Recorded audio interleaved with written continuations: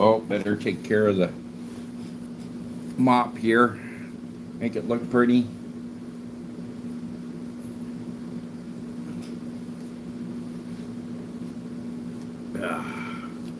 The beard too. There we go.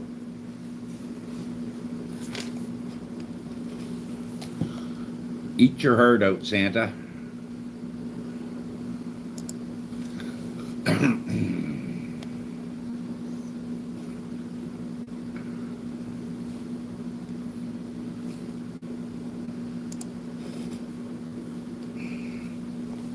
Oh.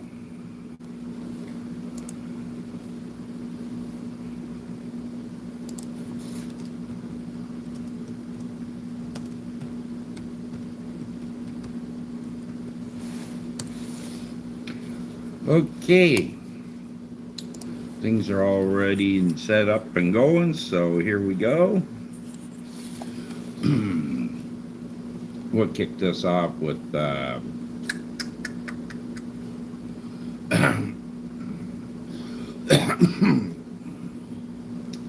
we'll kick this off with a song.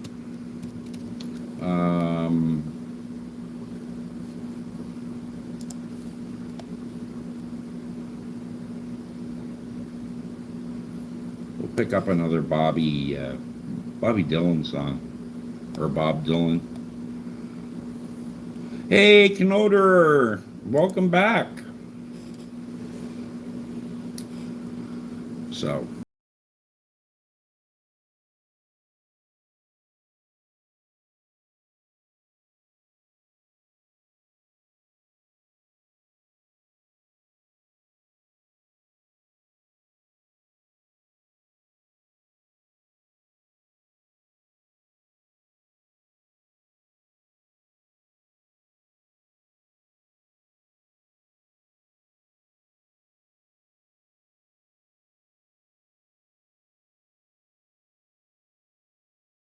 Over that one.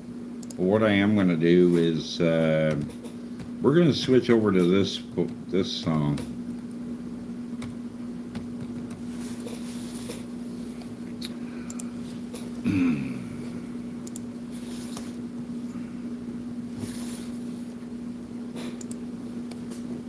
Oh. Hello, Tala. Or Taha, thank you for coming back. Yeah, old school, but I'm going to switch to one that I like even more. It's by Gordon Lightfoot, a very famous Canadian singer-songwriter. If you could read my mind.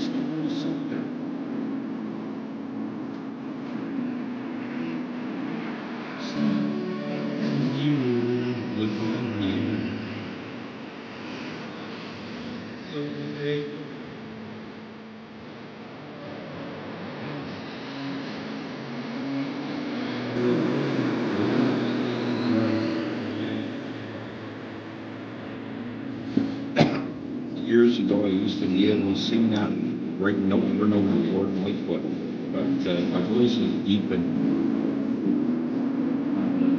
back in my 30s, I'd be singing that right on me.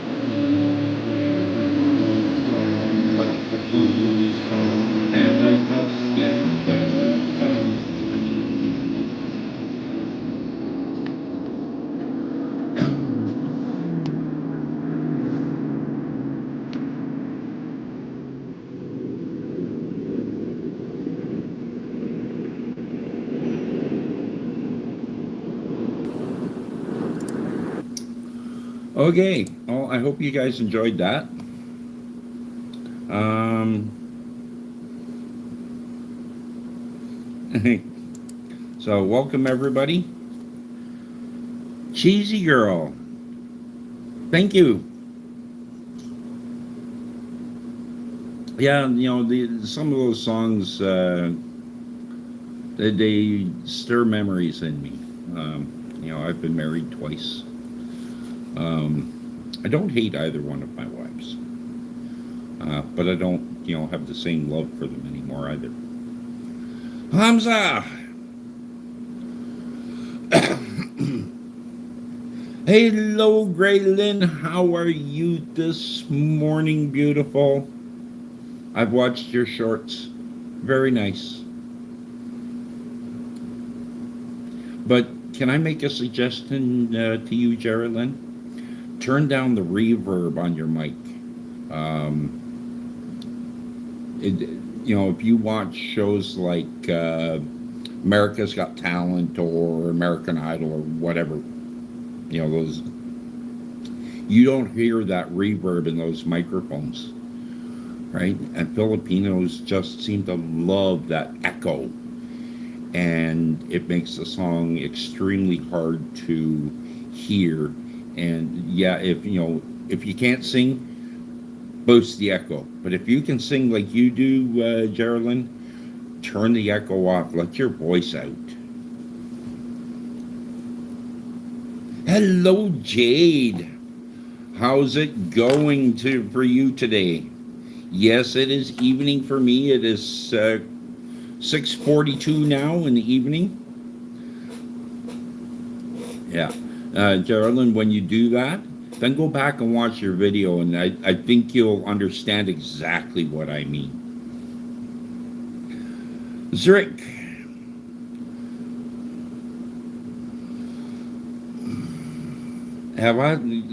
Zrick is asking, have you lost hope in things you have been convinced in before?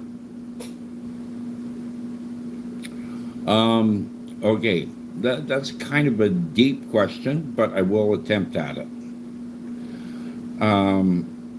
Yes, Graylin, your voice is nice.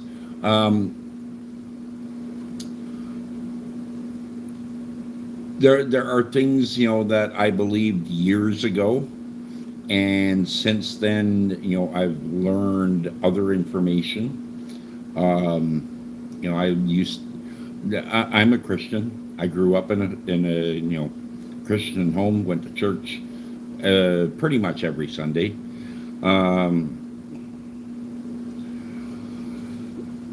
And my religious education basically came from the pulpit. I did not spend a lot of time reading my Bible until after my second marriage, and that wife grew up in a different denomination.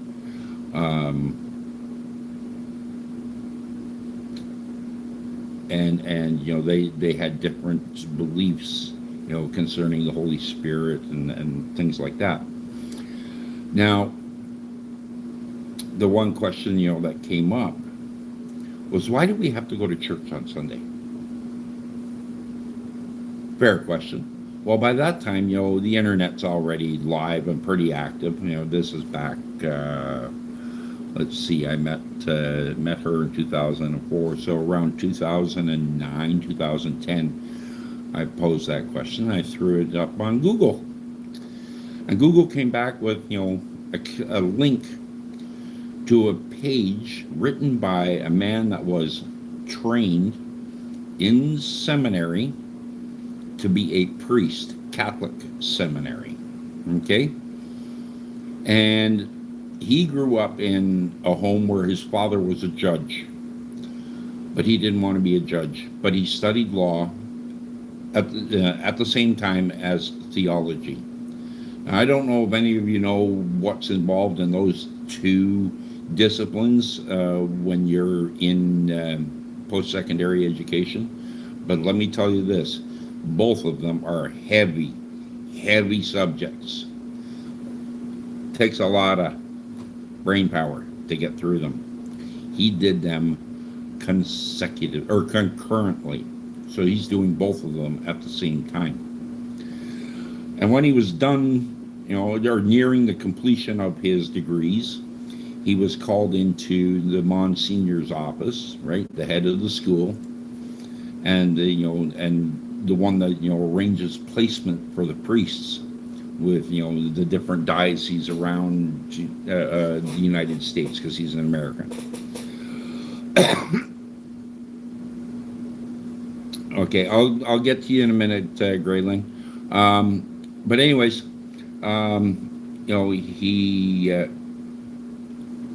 he walked in and told the Monsignor asked him, well, in which diocese would you like to be, posted as a father? And Greg, took his Bible out from under his arm and he dropped it on the Monsignor's desk. And he said to him, I guess you haven't read this, because the Bible says, call no man on earth father. Well, what do they call every priest in any language? Right? English, they call him father. In Spanish, they call him padre. Hello? They couldn't read. And, that opened my eyes. What else is modern institutional religion feeding us that goes against the Bible? So,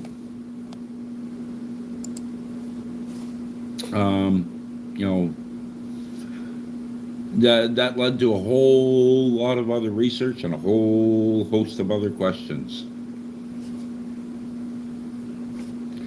Hello, Arab. I am from Canada. Hello, Sam in Scotland. Hey, not quite Sean Connery, but you know what? If they ever ask me to play 007, James Bond, I'm in. That man gets laid. Mr. Pat, now, Graylin. Your friend Graham is busy right now. We talked earlier before he's doing something. Okay. Well, I'm sure Graham's always doing something. Hello, Zrick from Bavaria. Welcome. Thank you. I don't know, it's me, Tyson, if I'm Ernest Hemingway or not, but you know what?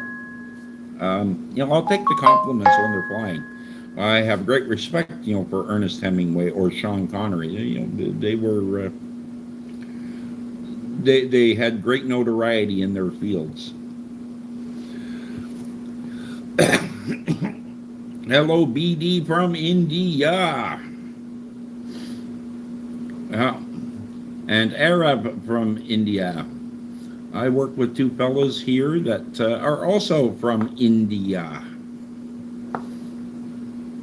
I mean, where else do you get a name like Deepak or Nakul?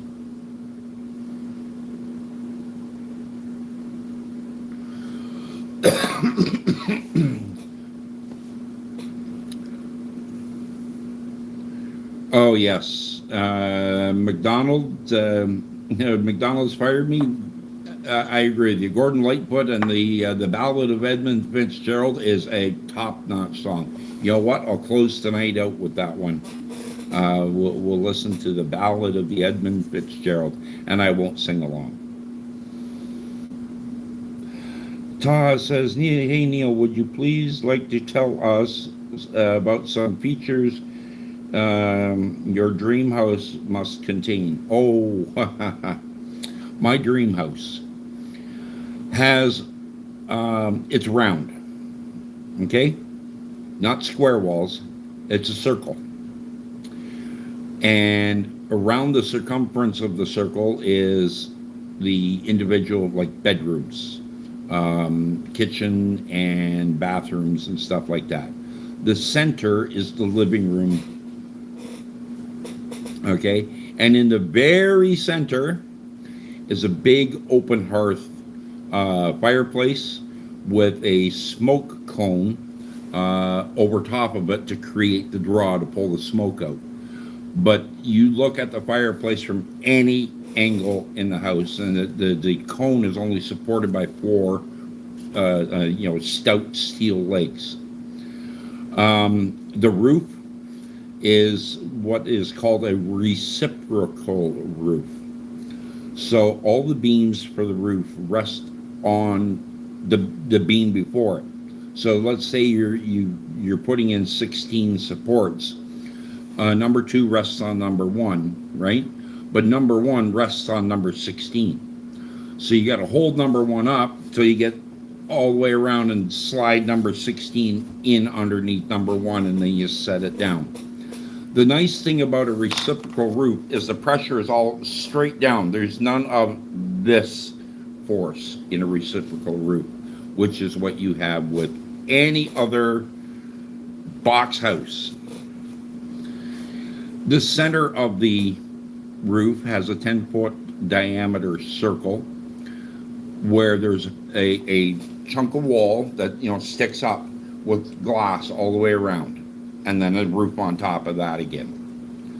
That whole thing, so you get all that natural light coming into the center of your living space. And half of the windows up there will be operable windows with remote controls, motors, so that in the summertime you can crack them open and just let natural ventilation cool the house. I would build the whole thing out of cordwood, or what if you don't know the term, firewood. So in Canada, we cut big brown chunks of wood and then break it up into pieces. Well, you take those pieces and you lay them in mortar, just like you would brick, but it's just a 2-inch band at the outside and 2-inch band at the inside, and the rest of the space in between that is filled with some kind of insulating material. It can be sawdust, it can be loose cellulose, it can be blowing wool that you use in attics. Actually, no, believe it or not, Taha, it's not futuristic. It is looking back at buildings that were built 1,000 years ago,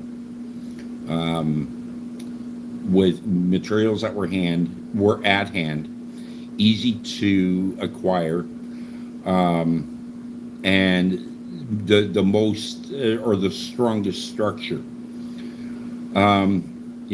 In the Philippines, I laugh when I look at their construction and think about the typhoons. Okay, a typhoon is an absolutely devastating force. It will tear a house to bits. Right? It's the same as a hurricane. Yeah.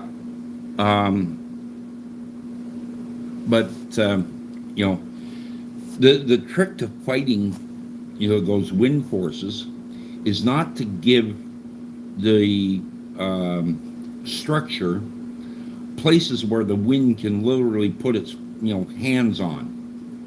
right? So just think of, the wind with the power of King Kong, right? If the wind can grab onto something, it's going to grab it and it's going to pull with every ounce of strength that's got, or power it's got. And you get winds, pushing up to 300 kilometers an hour. That is a lot of power. And most often, it'll rip the roof off a house.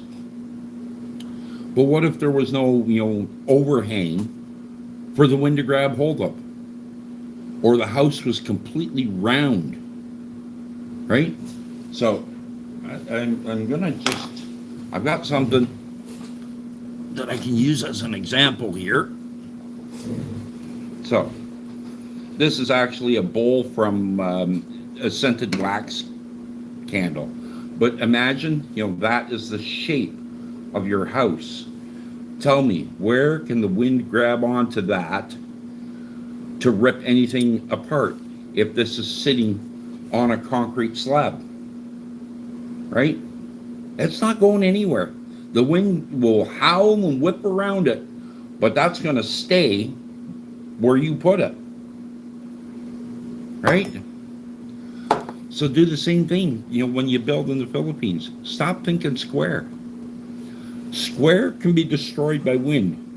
Round arches, the strongest shape there is. Right? Look at the Roman art, the arches on some of the structures the Romans built, 1,000 years ago, that are still standing? BD, yes, absolutely. We're losing the knowledge of previous architectural, yeah. Look at the ancient cathedrals. If you go into, and I've been into many in Holland, okay? They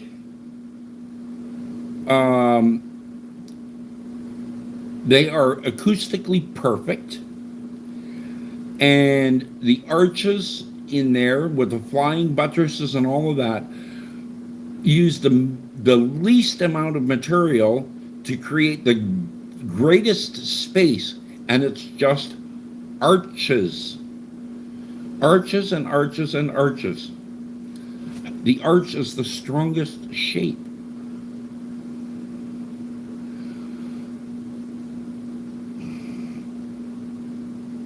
Okay. Yeah, so, it's thinking about, thinking of it in that way. Well, most architects, when they're drawing shit on paper, they've got a ruler, a straight edge. So they learned how to draw straight lines, and only can draw straight lines. Even if when you go on a computer, you can take your mouse and you can draw, and it's always straight lines. Right? Making something curved takes extra work. But if you take the extra work at the design stage, it makes the construction last way freaking longer, stand up way better to the natural forces of the earth. That, a dome shape for a house, if there's an earthquake, that dome bonded to the flat floor sitting on the earth, and if it's pinned, deep, let the ground shake. Doesn't matter, because the whole thing will shake as one piece, because the arch is strong. There's no, it can't flex the way a square structure does, because you have the force, or the forces of the earthquake are then one directional, but as soon as you throw it into an arch, the forces are dispersed into all directions. Does it make sense? Just look at an egg. You can take an egg in your hand and you can squeeze and squeeze and squeeze, and as long as all your forces, equal, you cannot squeeze that egg. The minute you put extra pressure on one spot, yes, you can create, but it's still incredibly strong. At what age did I start earning? 10 years old. I literally have been working for, almost 52 years.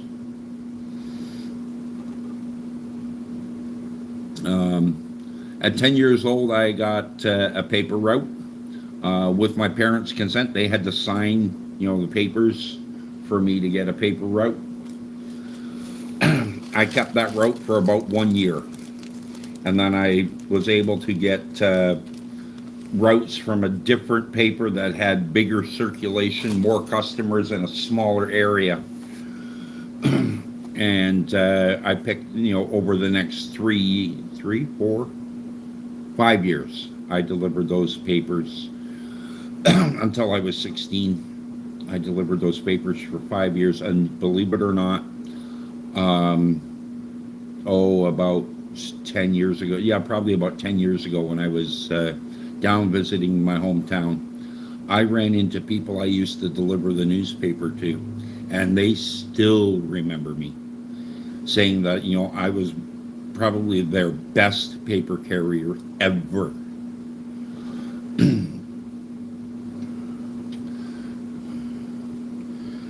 Taha, you're 17 and unemployed. Dude, there is always work. I don't know where, I think you said you're in India. There is always work. Don't look, if you can't find an employer, then you'll hire yourself out.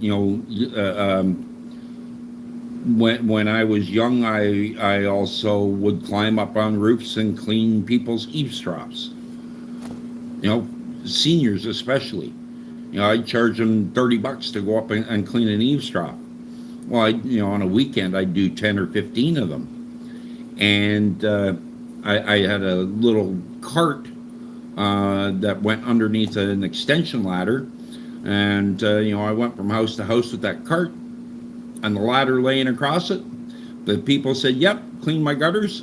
Ladder would come off the cart, up against the house, clean the gutters, collect the $20, next. And, back then, if I did 15 in a day, it might take me, 8 hours, 9 hours. But it's $300. That was back in the early 70s, when the guys working in the steel factories were taking home $300 a week, and I'd make that in a day. Right? Because I hustled.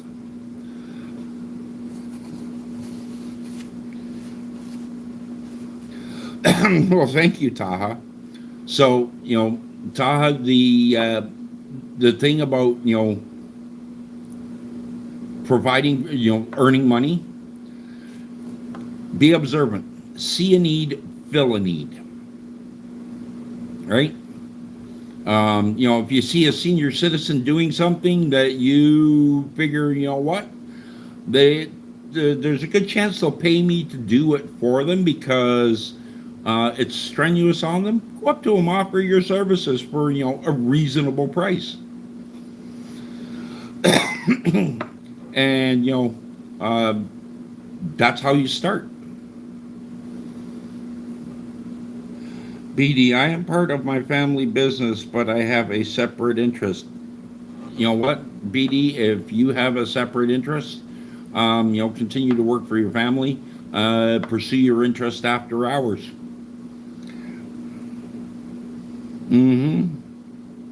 Yeah.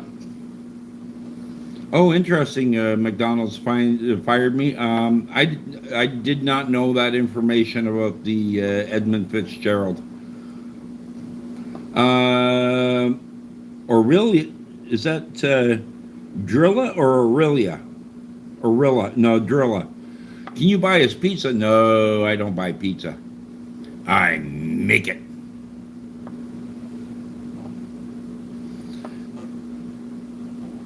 Exactly, Taha. You here in Ontario, we get snow in the wintertime. And you have no idea how many fucking driveways I shoveled, as a kid, out shoveling snow, or in the summertime out mowing grass, you know, and then I'd do that in the morning and the afternoon, and come 3 o'clock, I'd be on my newspapers.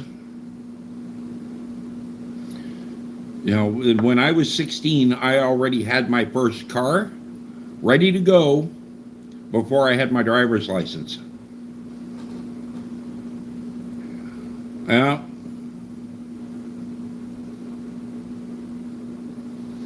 Okay, so Ahmad says, I'm out of a job because of my mental issues. Manager said I could not be rehired. I'm introvert and I could not fulfill their demands of managing a group of people.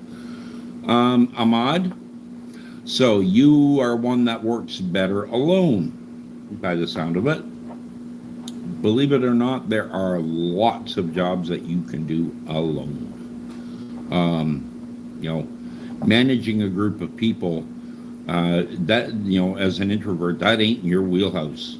I know that. Been there, done that. So, again, eyes open, see a need, fill a need. It can be as simple as, programming somebody's computers, or just, I can't tell you where your opportunities lie. You need to see them yourself. So if you see somebody, doing something that you think you would be able to do for them at a reasonable price and, with great efficiency or expediency, that's where your niche is going to be. If you know computers, then you're going to work in computer related stuff.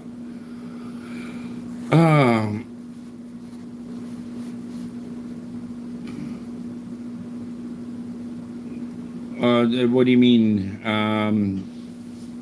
I haven't seen anything inappropriate, but yeah, Mr. Pat, if you see stuff that's out of line, delete their comments.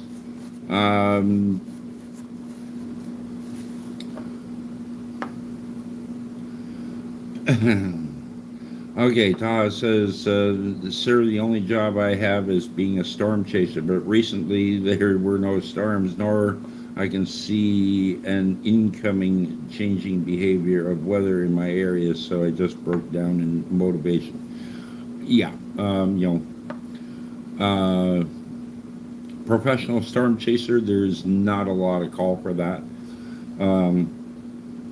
But I'm sure there are transferable skills. Again, without knowing you and knowing your circumstances, what you know and what is around you, I can't give you specific advice except keep your eyes open and, as they say in Latin, carpe diem.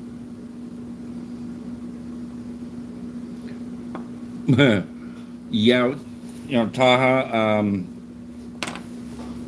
storm chasing, it can be dangerous. It can be rewarding, but there are very few that are professionals.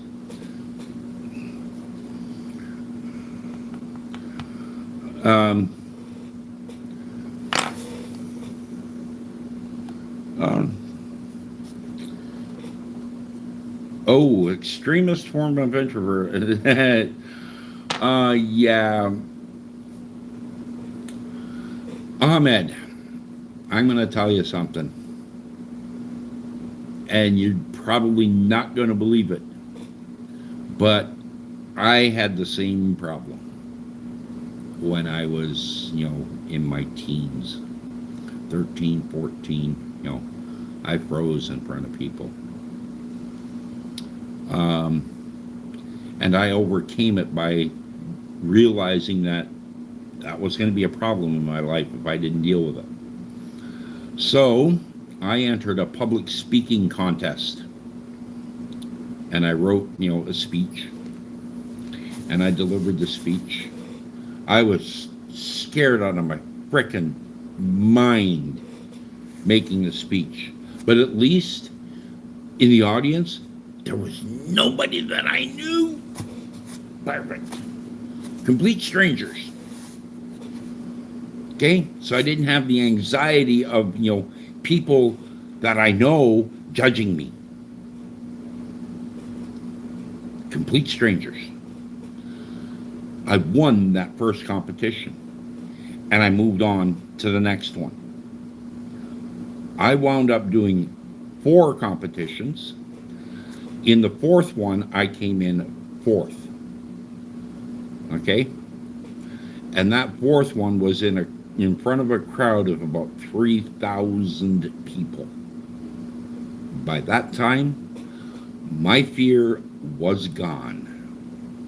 So, my suggestion is you challenge yourself, step out, even if you got to go to a different city, give a speech in a public speaking contest or, something, and speak on what you know from your heart. Okay, something you are passionate about. Speak on it. And in time, you can overcome it. Oh no, Taha.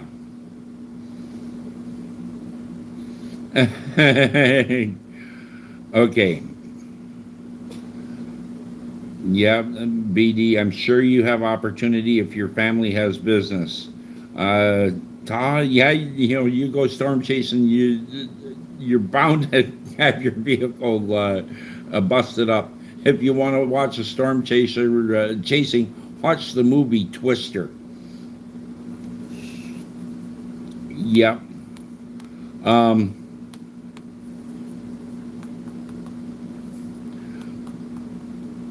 Well, Taha, I have been a millionaire, and let me tell you that something. Now, that was with my first wife. I was the most miserable son of a bitch you would ever encounter. That money made me sick. I walked away from it. I left her and the money.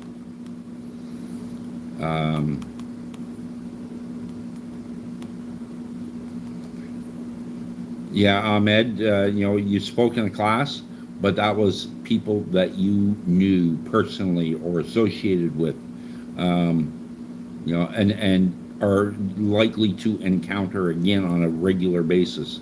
Try doing it in a completely different environment. Nobody will know. You'll go there, deliver, a short little speech, and leave town, and you'll never see that, or you're not likely to ever see them ever, ever, ever again in your life. Hello, Mina. Let me. Mina Lalita. Wow. Yes, I see you have subscribed to my channel. Thank you very much. And Taha, because you are such a regular visitor to my channel, I can't count the number of times you've been here.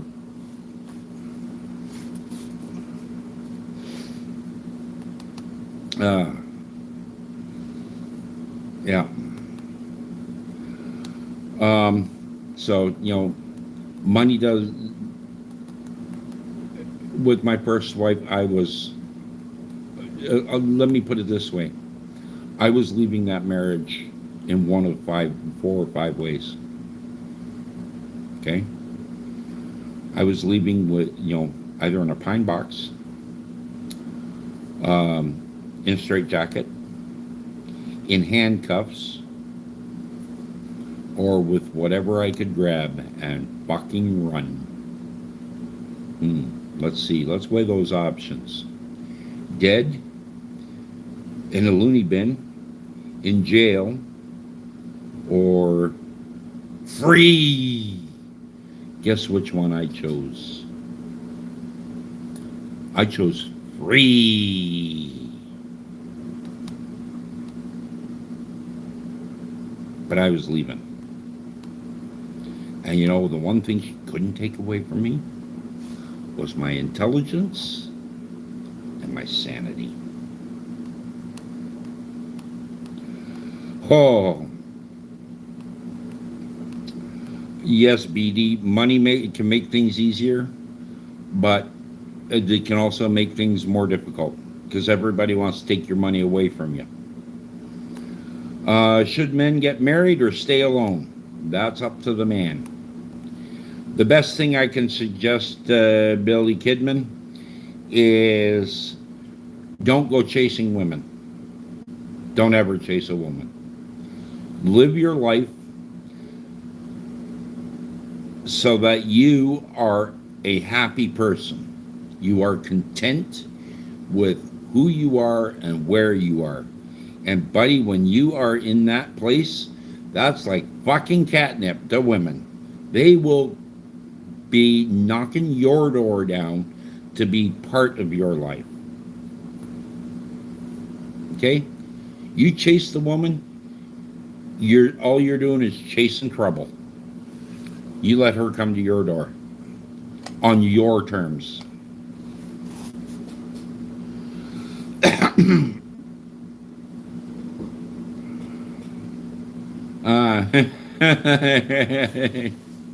Ahmed, you know what? You should go to the wedding, even if you sit in the very back corner. Make the appearance, sit in the back corner, and you'll find that, most weddings are family, right? You'll find that some of the other people will come and, respect that you want to be outside, and they'll come and then they'll go. You'll have little visits with them. Yep. That was my problem, in hindsight, that's, I chased.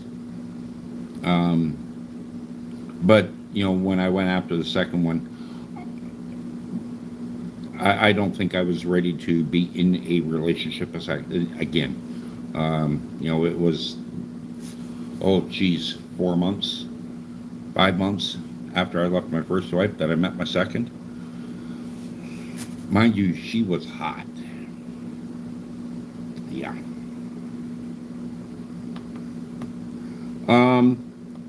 No, I still have a home. I still have my home. I just, but I had 4 kids with my second wife, and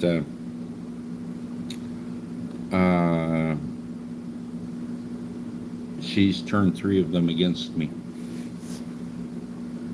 So we're gonna see what happens.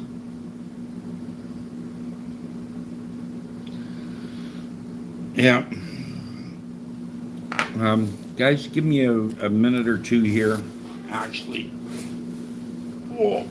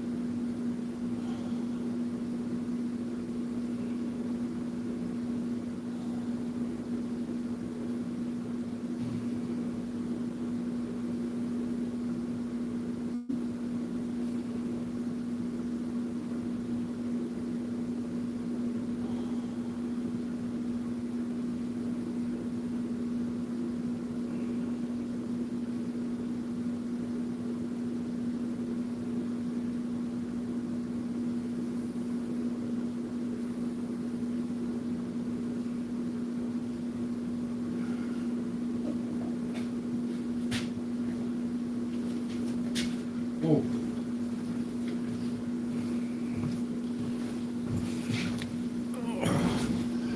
Yeah, sorry about that, but y'all were looking awfully yellow. Had to go and take care of that.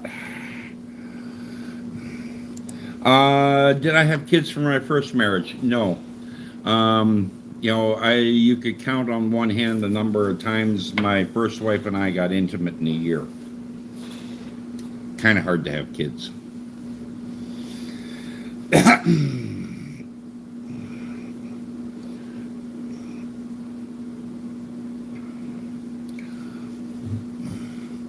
um, just a quick question for you, Ta. How's things there now in the Strait of Hormuz? Um, it's our gas prices are still ridiculously out of control.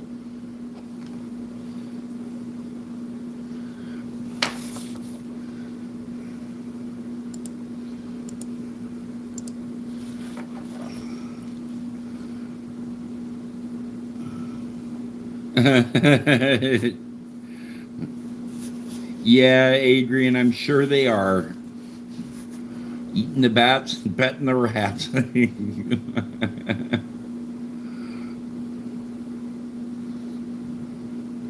Uh-huh. Okay.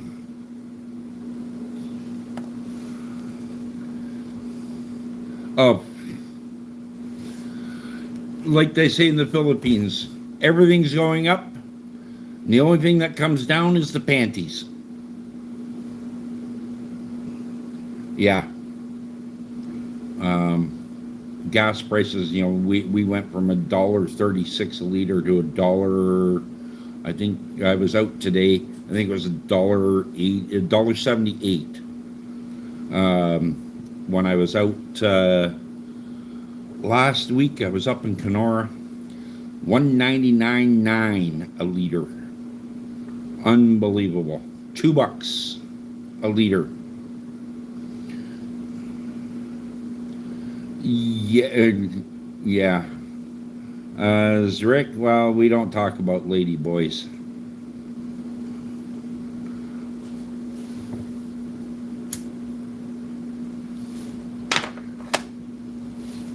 Not unless they're lesbians, right? I keep telling people I got to be politically correct, so I'm a lesbian transgender. Uh-huh.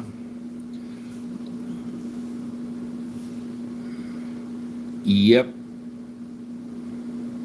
Oh yeah, McDonald's fired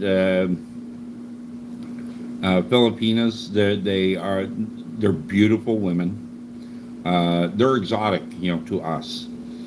And the funny thing is, this is hilarious. Okay, the American women, the Caucasian women, they'll go and lay out in the sun for hours and hours and hours to brown their skin up, and get a nice tan. So they look like they're Hispanic or, Moreno skin. You go to the Philippines, and all the girls there want to be white like the American girls. Can we say oxymoronic? Right? Why is it that women can't be content with the way God made them? Why do they always try and change themselves? The most, I find a woman the most beautiful when she has no makeup on, right? Just straight out natural. They wear perfume. Damn, I like smelling a sweaty woman. Right? Don't hide it. You sweat. So? It's intoxicating to me. That's your scent. Yeah, Ahmed, the grass is always greener on the other side. What do you mean, culture? No.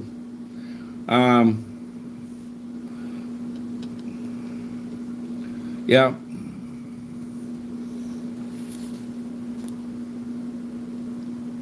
Yeah. Yes, I've lived in Canada my entire life. As a matter of fact, I've lived in one province my entire life. I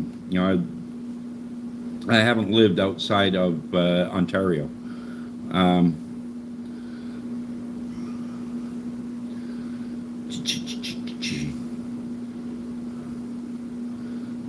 Yeah, Ta says we are literally on the same page. It's crazy how ungrateful humans are. Opposite attraction is real. Um, okay, Ahmad, you're into white people. Well, you're Arabic. There's a lot of white girls that um,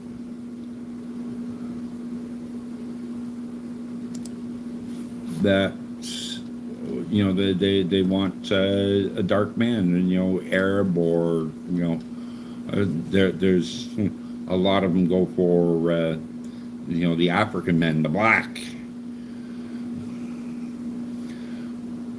Yeah, Tom. Humans are generally ungrateful for what they own. Um, Women from India are beautiful, but I heard of their gold diggers. McDonald's, yeah. That country is built on theft and deception. They're number one in population, but they're also number one in the scam centers in the world. And then the foreign governments, like the Canadian government, say, well, if you come here with $500,000 Canadian dollars, we won't ask questions. We'll just give you your landed immigrant status immediately. Because you're you're establishing a business. Ahmad, in your area, girls are ugly as fuck. Hey, but Ahmad, generally the girls that are ugly, they put out good too, right? And they don't usually charge because they don't get it near as often. I like Latinas. Every time I see any girl, I like to take a photo. Yeah. Well, Joshua, you can photograph whoever you want. What was my career? No, I have a couple of careers that are behind me. I did roofing for years, and I did sheet metal work, like copings and stuff. I'm still a carpenter, and I still have my commercial license, so I can drive a semi truck. Yes, Mr. Pat, beauty is in the eye of the beholder. Everyone has a certain definition of beautiful. Oh, absolutely, Taha. I agree with you there. Their skin beauty is one thing, right? External, but it's their heart that is way more important.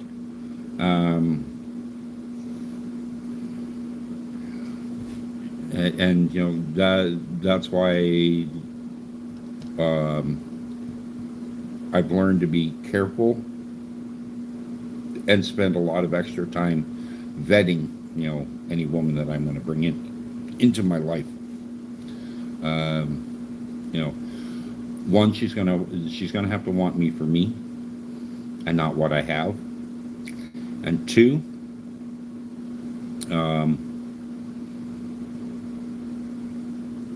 we need to be able to understand each other and be able to establish very open communication, especially when there's the cultural differences between Canadian culture, or my Dutch heritage culture, and Filipina culture or Philippine culture.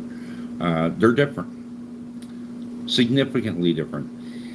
They're all about the family image, and reputation. That's everything. Much like India, family reputation is everything. Whereas here it's individual.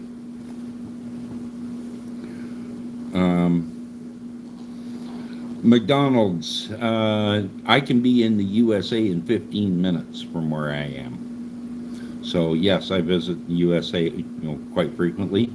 It used to be more before their illustrious president pulled a whole bunch of shit. Um,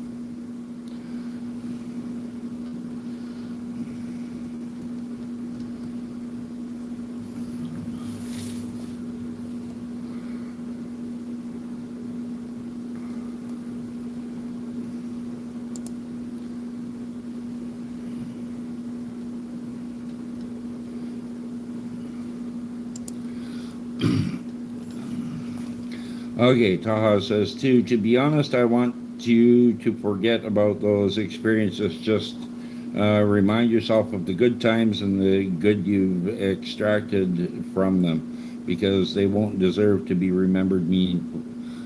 Well, I focus on the good, Taha, but the bad ones have also shaped me, but I don't give them the prominence. In what I do and what I think. Yep. Mr. Pat, if you're blocking comments constantly, clean them out. Permanent.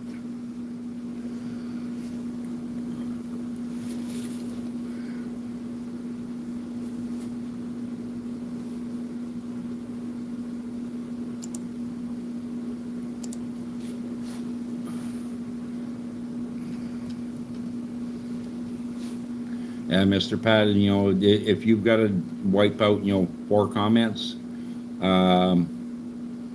basically in a row, it's a bye-bye, done deal. They obviously don't know how to control themselves. Well, Mr. Pat, you have a great night. Get some good sleep. We'll see you again tomorrow. And thanks for being here, being part of the stream.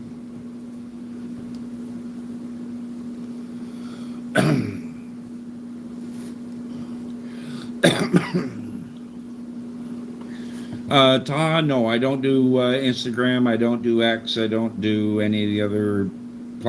I use Facebook just for a cruise and marketplace. I used to post in Facebook a lot. And then I posted one thing where a kid had called the cops on his mother for spanking him for not going to school. And the cop responded, "Just be glad, I'm not your dad, because I'd have handed her the strap or done it myself."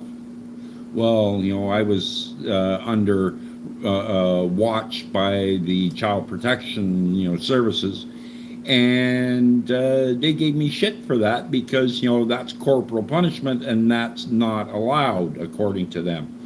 And I said, I don't give a fuck what you say, because the Supreme Court has made the ruling about what is acceptable corporal punishment. And you are not the Supreme Court, so you can't override it. So go fuck yourselves. Oh, they did not like that. Okay, Hardy. You're driving to back to the house now, I take it?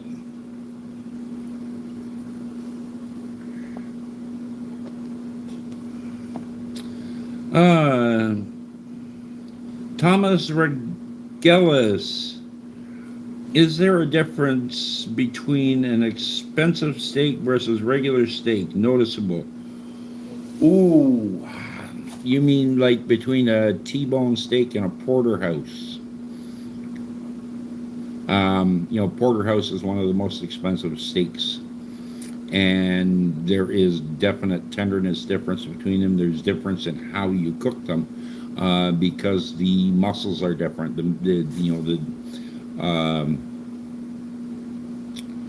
Uh,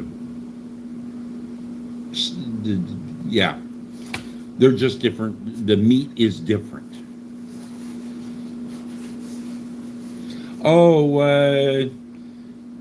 you know, um, we talk about everything, anything, and nothing here. Trucking.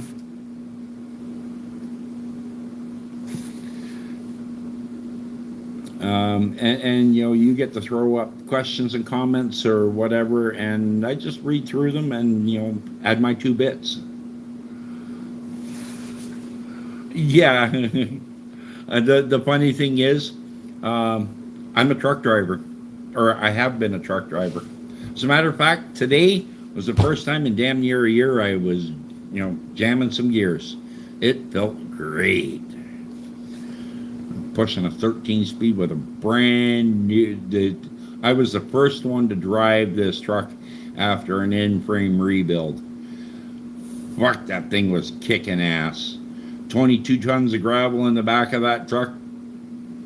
I pulled out in front of another truck, and I was, he was so probably 1,000 meters away, roughly, and I was up to highway speed before he got up to my ass.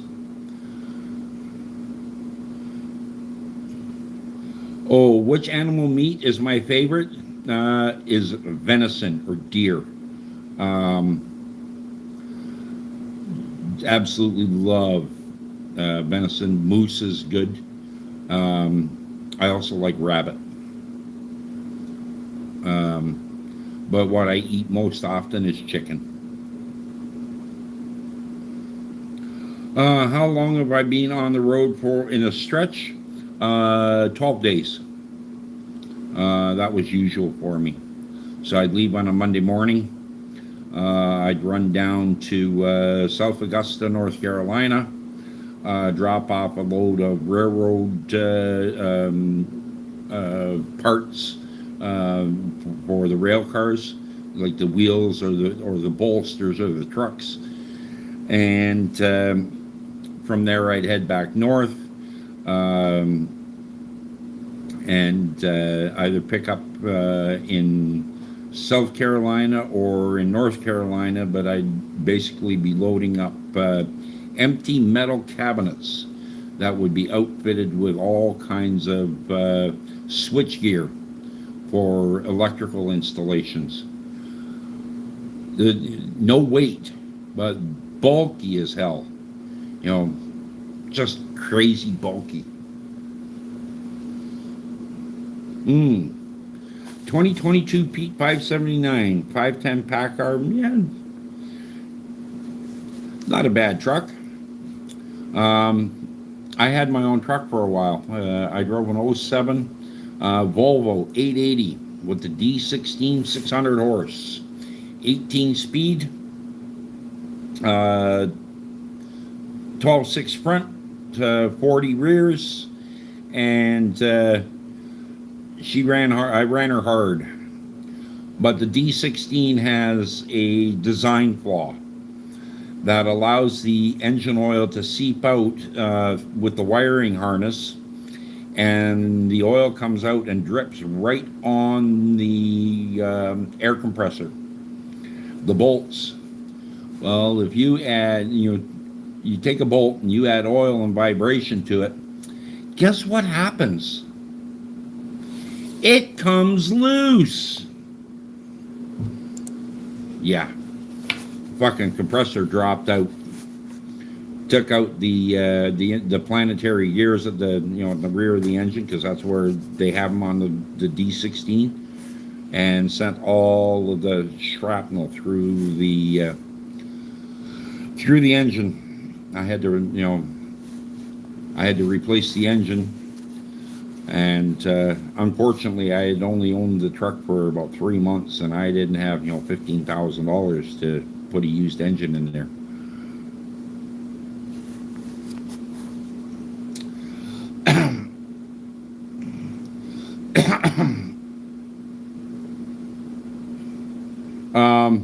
Oh, hey Taha, I would drive 1,000 I think my longest day was 1,296 kilometers. I did it in 14 hours, but I had a Nagavator. You know, I knew where I was going. I didn't need a navigator, but I had a Nagavator. I'd call and talk to my wife for hours. You know, we'd just talk on the phone. And that's how I was able to stay awake for all those miles.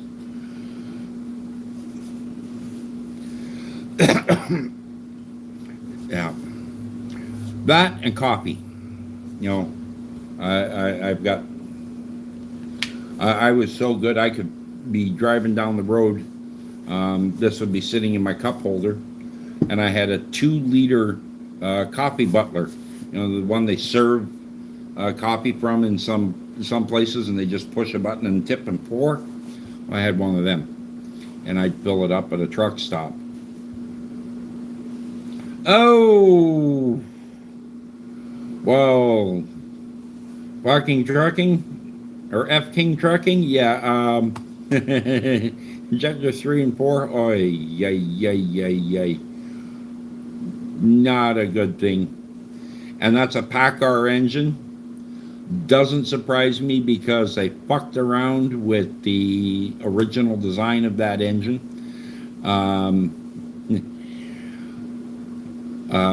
I know the history behind that engine because the PACCAR engine came from DAF, DAF, which is part of PACCAR. It's a truck manufacturer in Germany. The engine that DAF was putting in their trucks starting from 1961, I think it was, 61 or 62. It was before I was born. Came from a shipbuilding company that built their own engines, diesel engines for the small canal boats in Holland. So PACCAR, you know, saw that engine. They really liked it because it was small and strong. So they bought the rights to manufacture that engine. And after that company went bankrupt, those rights, you know, went to DAF. Oh yeah, Taha. I agree with you. Coffee's better than energy drinks. I didn't touch them. I'll let you know, UL, when I become a billionaire, but I have no desire to become one. I just want to be comfortable. I don't need billions.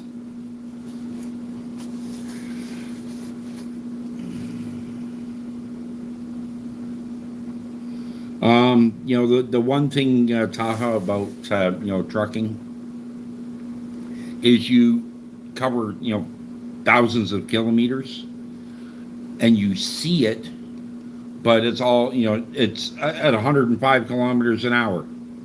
You don't get to stop and see it, right? You've always got a deadline at the other end. You know, so I'd load up, you know, I'd deliver on Monday, I'd load up on Wednesday afternoon, but by Friday night or Saturday morning, I had to be in Edmonton to do my 36-hour reset so that when I delivered on Monday morning, I had a full week of driving hours so I could make it back home by Friday. All right? So one weekend I'd be home, the next weekend I'd be in Edmonton. Then, you know, yeah.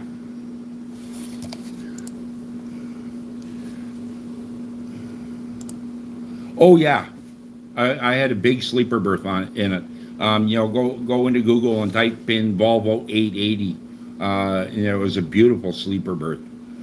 And in fact, you know, the Volvo 880 was the first one where the lower bunk turned into you know, table and benches, like a cafe, you know, setup. Yep. Well, you know, I can't bike. I have very bad knees. Oh, my favorite stop on your routes? Quite, I would, from especially when I was, running through Michigan and Ohio, and then also down in Kentucky and Tennessee. I'd be running the highways, like the state highways and the U.S. Non-interstates. And along those routes, you'll see uh, uh, roadside food stands like pulled pork, right? I loved stopping, at places where you could get pulled pork. No, I do not like Harley Davidson one fucking bit. Don't like them. Never own one. Never, I've never owned one, and I never will. If I'm going to get a bike, I'll be getting a Honda Aspencade, big, Japanese made, good precision, very reliable bike. Harley Davidson, you ride for a day and you rebuild for two. Yeah, I would try and stay off the toll roads. But, a lot of my drop-offs and pickup points were, way off the interstates. Pranks. Did I meet any famous people on my truck driving? No. Believe it or not, I did not. Before I was trucking, I met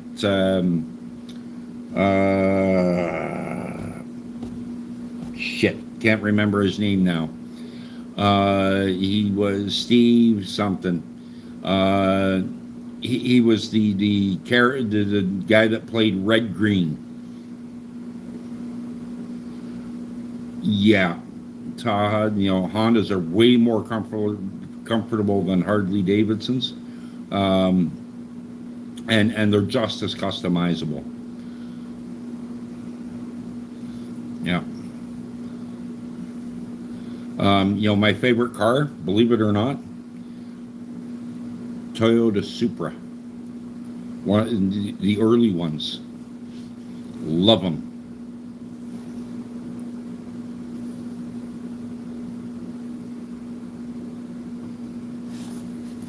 Hello, Graylin, you're back again. You're back at the fire station already? I still haven't seen your captain yet. Uh-huh.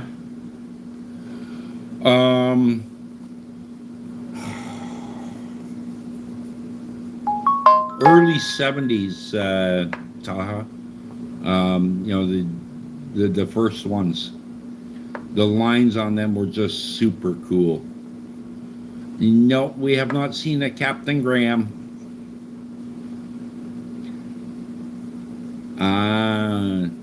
I figured he's still busy. I appreciate when he does come because I know he, especially when he's in flight time, he gets when he gets in, to his destination. He's in Calgary right now. Okay.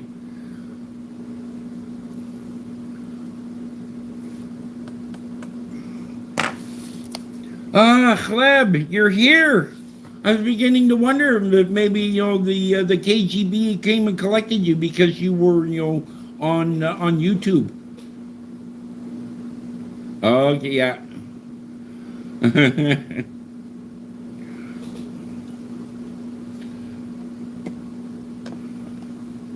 Believe it or not, Chleb, here in Canada and the United States, our police are becoming almost as bad as the no, wait a minute, no.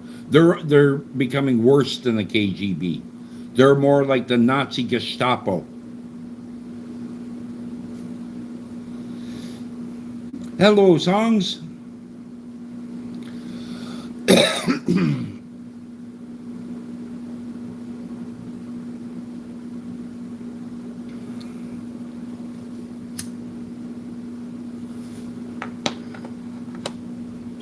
Well, I'm glad, Geraldine, I'm glad the two of you are talking to each other. He's not ghosting you. I don't have to call him and tell him to pick up the phone and call you, or I'm going to walk there and kick him right in the nuts.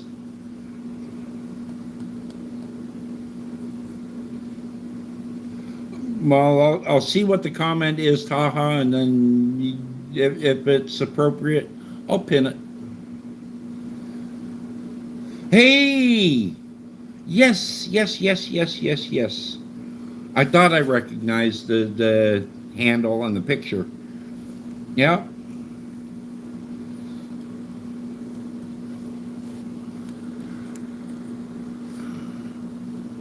Well,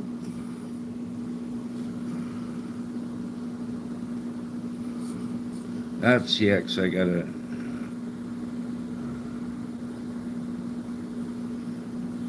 There we go. There you go, Taha. I pinned it for you.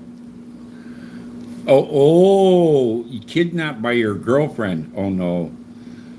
Did she torture you too?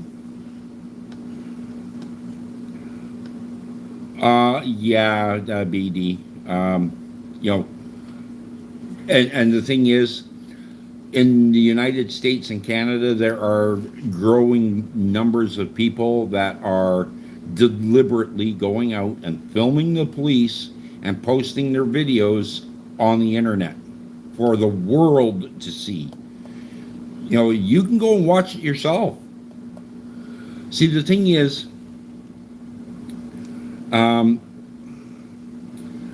yes, Hardy is here, but she's in the middle of moving from her boarding house back to the house right now, Graylin. So she made a comment a few minutes ago, or 10 or 15 minutes ago, that she was driving, but now at the house it's unpacking time. She's lurking in the background.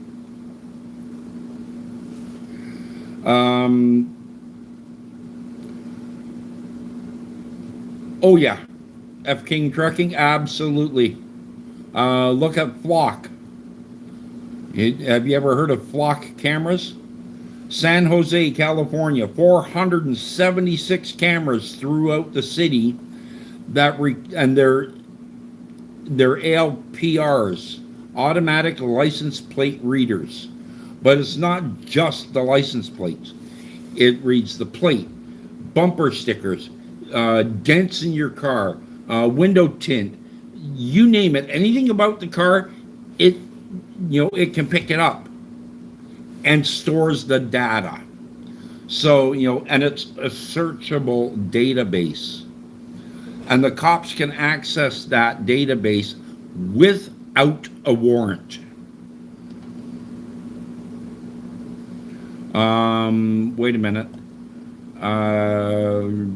Information about citizens is supposed to only be available upon warrant based on probable cause.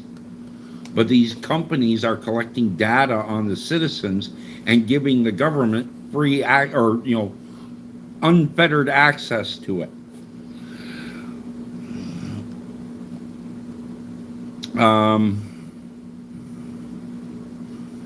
So yeah, but the way that the police in the United States and Canada are conducting themselves, they'll come up to you and give me your ID. They need to read the law. The law says, you are not required to produce identification unless they have, in some states it's a reasonable articulable suspicion. In other states it's probable cause. So let's take Texas, for instance. You do not have to provide identification to an officer until and unless you are arrested. Okay?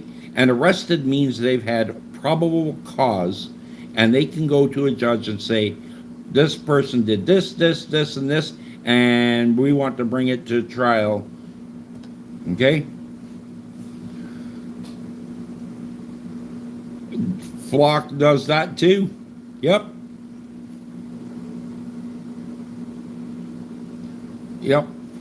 But the cops Well, our policy says if we interact with a person, we have to get their ID. Go fuck your policy. Your policy is in violation of the Constitution. You swore an oath, dear officer, to uphold the Constitution, not your department's policies. So get your priorities straight, oath breaker.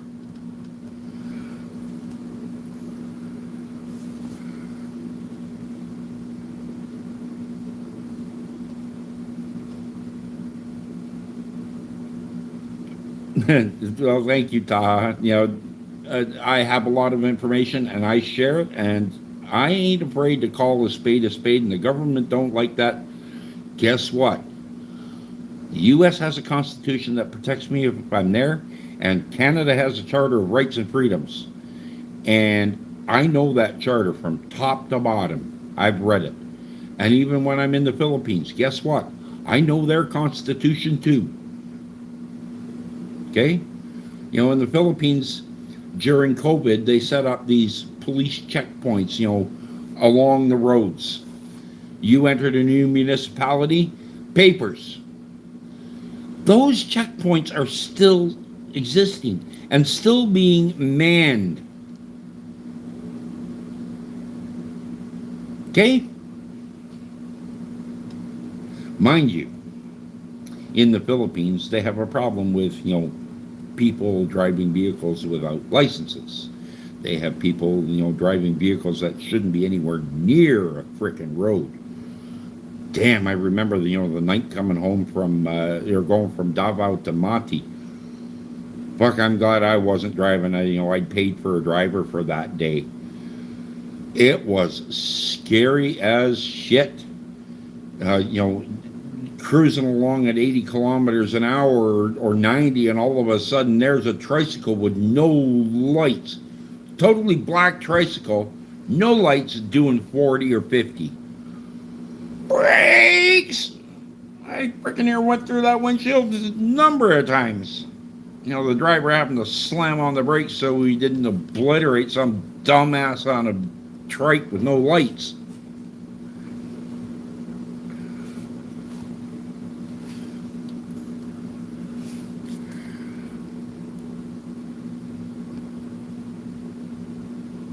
Not usually do I allow children in the stream, Izan, simply because my language can be quite vulgar, and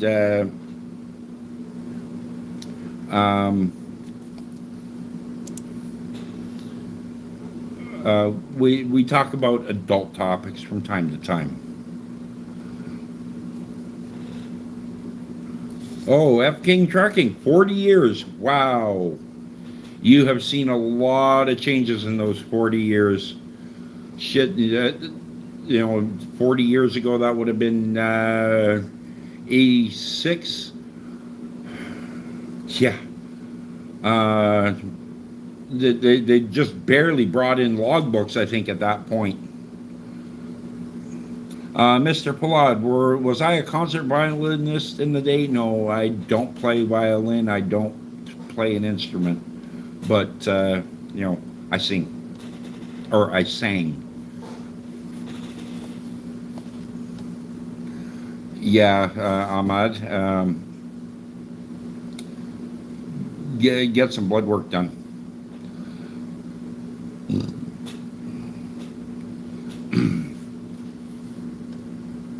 Yep. Yeah.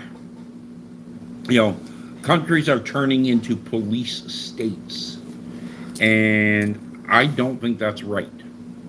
In the U.S., there was, or I saw a quote on Tom Greaves' channel yesterday or the day before, the video that he put out. The sign of that differentiates, a republic from a police state is that, the presence of guns in the hands of the citizens. Canada is absolutely a police state. We cannot carry our guns in public. And if, if you're going to transport a handgun, you have to notify the police. I think it's 2 days in advance. It has to be in a locked box with a lock on the trigger, and the ammunition has to be in a separate locked box. Because only the criminals in Canada, can carry handguns. And then they put them in a uniform and pin a badge on it. Okay? They're the worst. I got a family member that's, a cop. And when I left my first wife, we went to a family function in Cleveland. We crossed the bridge into New York State. And before we hit the customs booth, he took his badge out, opened it up so the badge was visible, and threw it in the front left corner of the windshield. So it was plainly visible to the customs inspector, to any cop that would be approaching. Right? That's a brother in blue. Talk about the thin blue line. Oh, wait a minute. The world's biggest gang. And they have their own flag. Do you know that? The Thin Blue Line Gang. Every country, has their own version of the Blue Line Gang flag.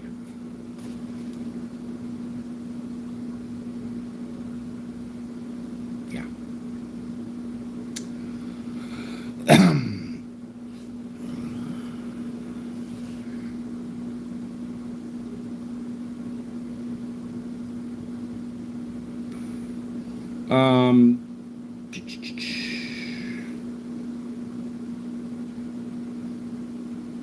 Yeah, Taha, it doesn't surprise me that half the money comes from traffic violations.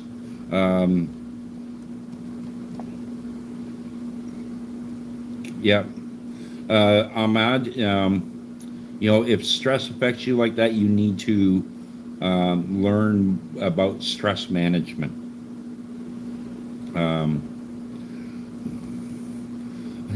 Well, thank you, F. King. I don't mince words. And when I share something, it's, something that I know. Hello, Jivan.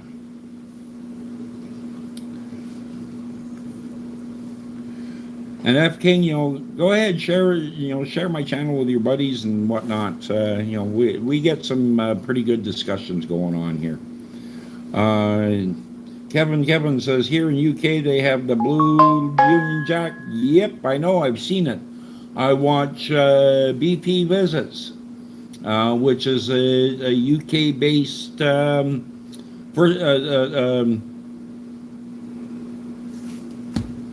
auditing channel. He goes around and visits industrial parks to see if the people and the businesses there understand that, taking photographs and video in public is legal. He can stand on the public street and film anything he wants. But you watch some of these people, they just fucking come unglued. He almost got run over by a forklift in one video.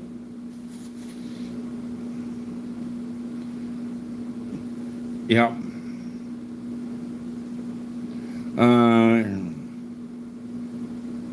Jivan, there's so much strife. Even in Canada, we have the separatists again, the francophones. They want to separate Quebec from Canada, and now Alberta is talking about separating from Canada. But I can't understand Alberta. In Alberta there is no sales tax. The government makes their revenue from the oil, right? Because the oil reserves belong to the crown. So, the Alberta government makes a lot of revenue from that. And actually, At the end of the year, there is a dividend check that goes to every resident of Alberta. Um, okay, so Pakistan wants to leave Hindustan. Well, you know what? We'll get Bugs Bunny over there with a great big saw, and we'll just let him cut Pakistan right out and float it off into the middle of the Indian Ocean.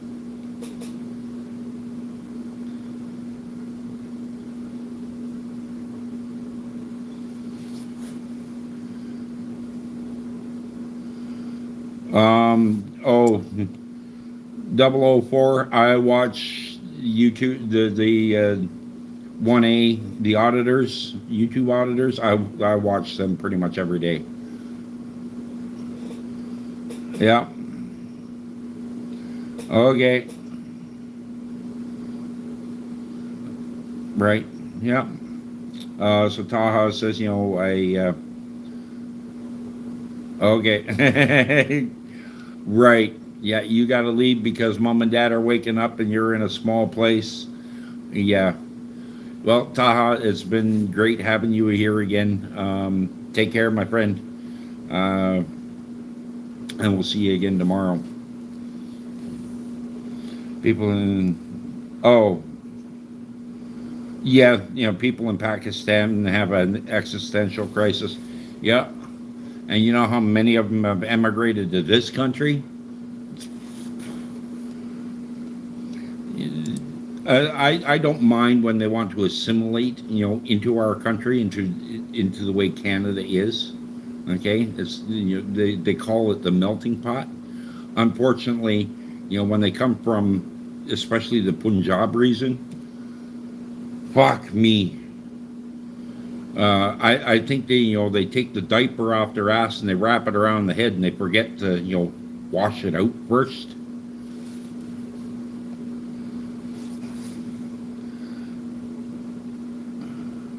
Okay, F King, in the words of Arnold, I'll be back. Thank you. I'm glad you enjoyed it. Well, no.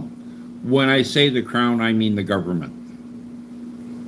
We still refer to all the government entities as the crown. But yeah, the King of England, he may get like a small amount, but not like it used to be. Taha, it's been very great here. Thank you again, Taha. Have a great day. We'll see you later. I'm about to wrap up here, anyways. Jivan. Well, Jivan, why does everyone want to come to Canada? Or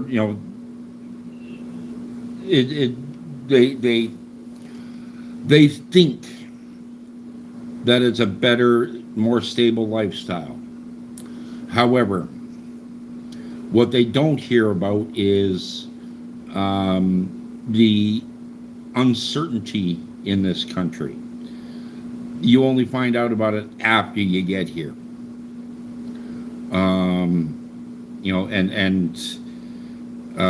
Right now we have a housing shortage. Our Prime Minister Justine Trudeau brought in, I think it was close to 1 million people from India and some of these other countries, including the Philippines, as foreign workers. But there's not enough housing available for 1 million people. So there's housing shortages. Our own people can't, afford to pay the rent to live in a house because, these foreign workers are being subsidized by the government, or they come here, and especially some of the Muslims, they'll come here with their 5 or 7 wives, and each wife gets her own house, and the husband bounces around between them. How's that fair to the people that were born and raised here? Hello, right? But all those people brought here by the liberal government. You know, they give their vote to the liberals because the liberals let them in. So literally, you know, Trudeau was buying an election.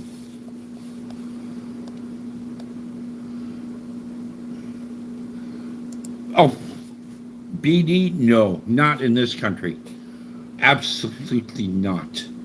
The amount of money that, you know, our government throws at immigrants, and especially refugees that arrive here, my fucking word. They bankrupt the country just to, you know, make it look good to these foreign refugees, you know, to make them want to come here. But the rest of us who, you know, were born and raised here, we're paying for it all.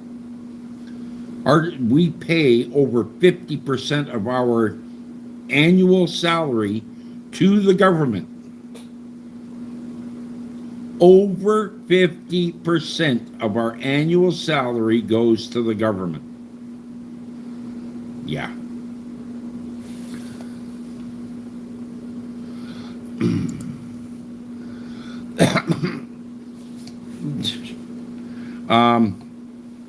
Well, you know, it's supposed to be monogamy here in Canada. However, religious freedom. Muslims are, you know, have this polygamy thing going on. You know, in their religion, it's allowed. Yeah. No, it shouldn't be allowed. And there was one Muslim guy who his daughter from one of his wives did something that that he thought brought disgrace, and he killed the daughter, the wife, and the rest of the kids from that woman. Killed them all. And he reclaimed religious exemption because in their religion, you know, that is a righteous killing. And I believe Canada said, no, we'll give you, you know, up to that, but you're not getting that one. Yeah, BD, that is unfair. You know,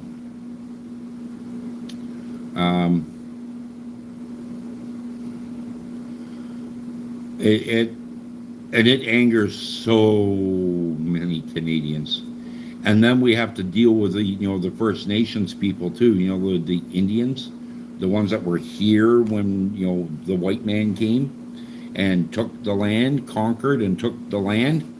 Well, now all the, you know, those First Nation, you know, communities are claiming, you know, that they had their land stolen and they want to be compensated for it.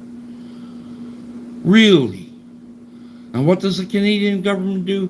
Well, how many million do you want so we can make you shut up? There's one reserve here. Every one of them on that reserve, every man, woman, and child got $250,000 in a lump sum payment out of Canadian tax dollars.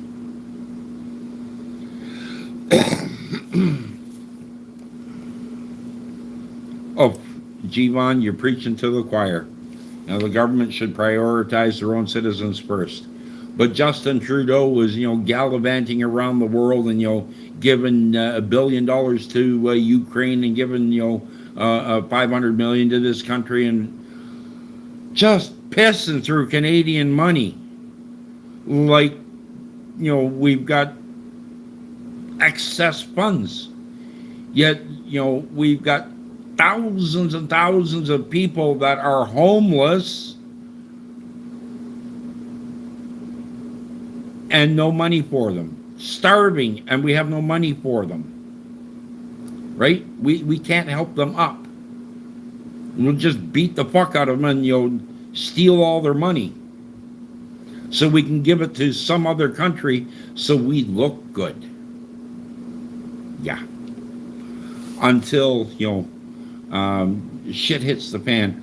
I really, really, really hope that the International Court takes a look at what Justin Trudeau did to our Canadian, the Canadian people, and where he left us financially, and they charge him for crimes against humanity.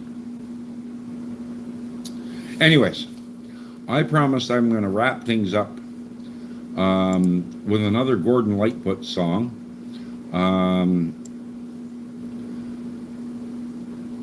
And we'll pull it up here.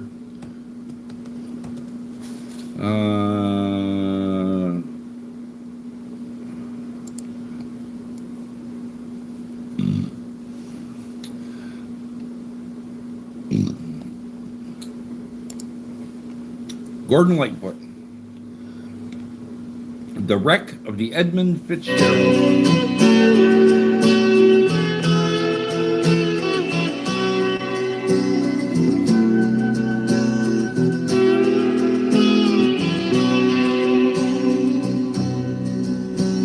The legend lives on from the Chippewa on down the big lake they call Gitchagumi. So that is the lake, it is said, never gives up her dead when the skies of November turn gloomy. With a load of iron ore, 26,000 tons more than the Edmund Fitzgerald weighed empty.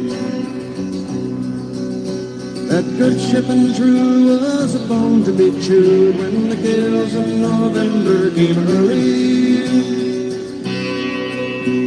The ship was the pride of the American side, coming back from some mill in Wisconsin. As the big freighters go, it was bigger than most, with a crew and a captain well seasoned, concluding some terms with a couple of steel firms when they left fully loaded from Cleveland. Then later that night when the ship's bell rang, could it be the north wind they'd been feeling?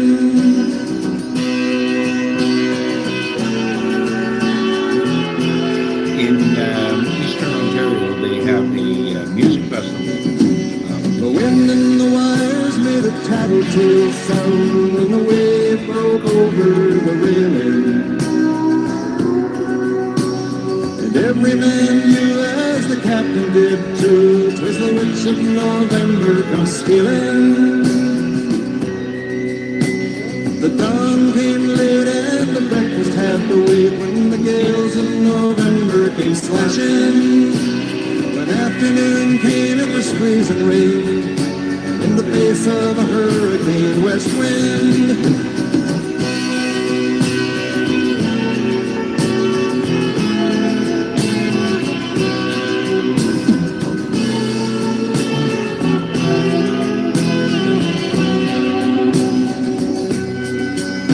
When summertime came, the old cook came on deck saying, "Fellas, it's too rough to feed you."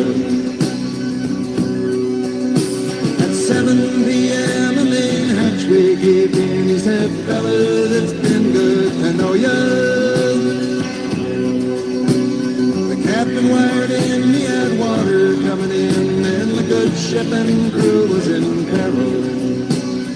Later that night, when his lights went out of sight, came the wreck of the Edmund Fitzgerald.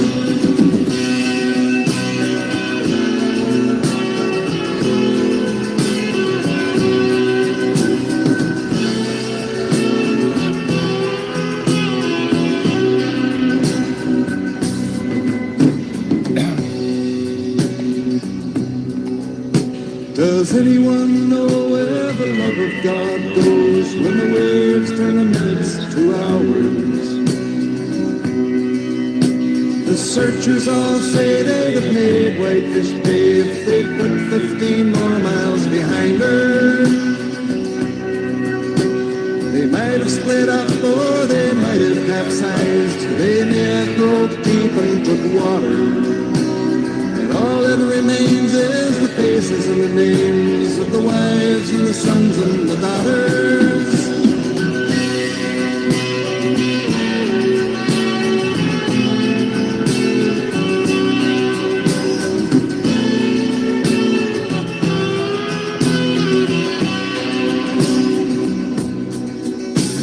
Lake Huron rolls Superior sings in the rooms of her ice water mansion. Old Michigan steams like a young man's dreams. The islands and bays are for sportsmen.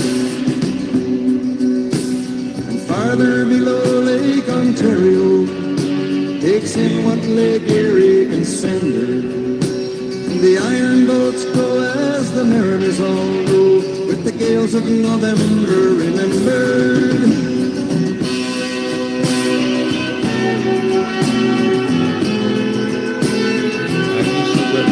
Not far up Lake Erie shore. Now I'm along the west of Lake Superior.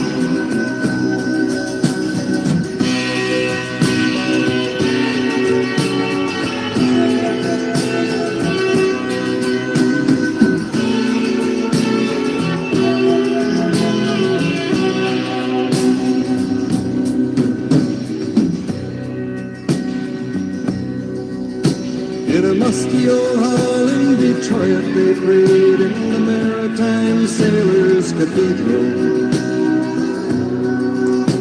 The church bell chimed till it rang 29 times for each man on the Edmund Fitzgerald. The legend lives on from the Chippewa down of the big lake they call Gitchagumi. Superior, they said, never gives up her dead when the gales of November come early.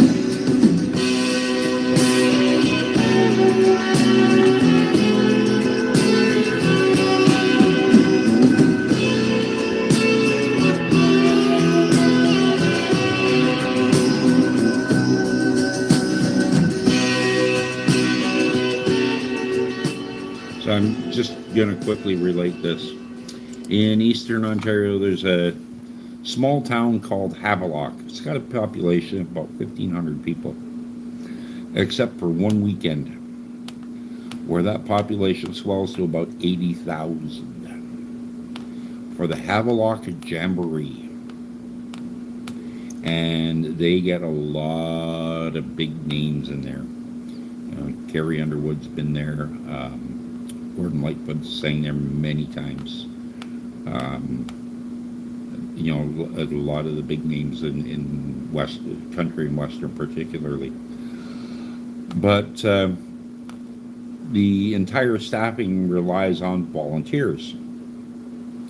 My sister lived not far from Havelock, as a matter of fact, in the next town over. So she volunteered one year, and you'll guess now, but she had no idea going in. She was assigned to be Gordon Lightfoot's assistant for the day. She got to hang out with Gordon Lightfoot for 8 hours. Man, what an honor. And she said, he is the most down-to-earth man she's ever met. Given his fame and his notoriety, she would never have guessed, how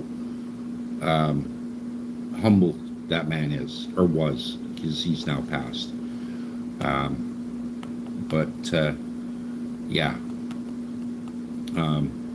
He did not, have any airs about him, just because of his notoriety as, a singer-songwriter. But, that's the kind of, man that we need. I think it was 5 or 6 years ago when that happened. That sister is now living in McCool Junction, Nebraska, with her husband, who is a pastor. This happened while he was still completing his master's in theology. So that's a few years ago. Anyways, folks, it's been a wonderful evening with you. I appreciate each and every one of you coming here, all 3 of you that are still hanging out. So I'm going to say good morning, good afternoon, good evening, good night, whatever it is for you. God loves you. So do I. Stay safe.